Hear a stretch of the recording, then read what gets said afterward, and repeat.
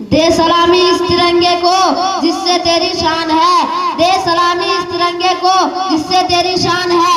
Sir हमेशा ऊंचा रखना इसका जब तक दिल में जान है, जब तक दिल में जान है। अस्सलामु अलैकुम। माननीय मुख्य अतिथि, आदरणीय शिक्षकगण और मेरे प्यारे दोस्तों, आप सभी को स्वतंत्रता दिवस की हार्दिक शुभकामनाएं। मेरा नाम मोहम्मद दानिश है।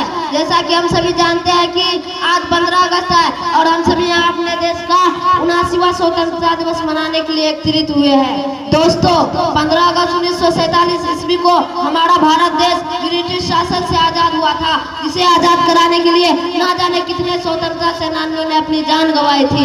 आज हमें सबसे पहले उन स्वतंत्रता सेनानियों को नमन करना चाहिए जिन्होंने इस देश को आजाद कराने के लिए सब कुछ दांव पर लगा दिया था।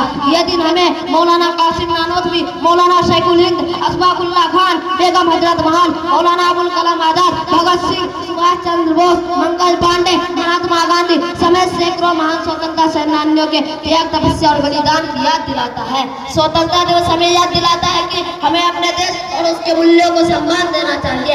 आजादी के बाद हमारे देश ने बहुत उन्नति की है। विज्ञान, तकनीकी, शिक्षा, आर्थिक, साहित्य, खेल समेत अनेक क्षेत्रों में भारत बहुत उन्नति कर चुका है, परंतु आज भी हमारे देश में अशिक्षा, असमानता जैसी समस्या है। तो आइए आज स्वतंत्रता दिवस की महान अवसर पर हम सभी प्रतिज्ञा करते हैं कि इन सभी समस्याओं को सुलझाने का हम पूरा प्रयास करेंगे और देश को विश्व का सर्वश्रेष्ठ देश बनाएंगे। जाते जाते मैं अपने भाषण का समापन एक शायरी के साथ करना चाहूंगा।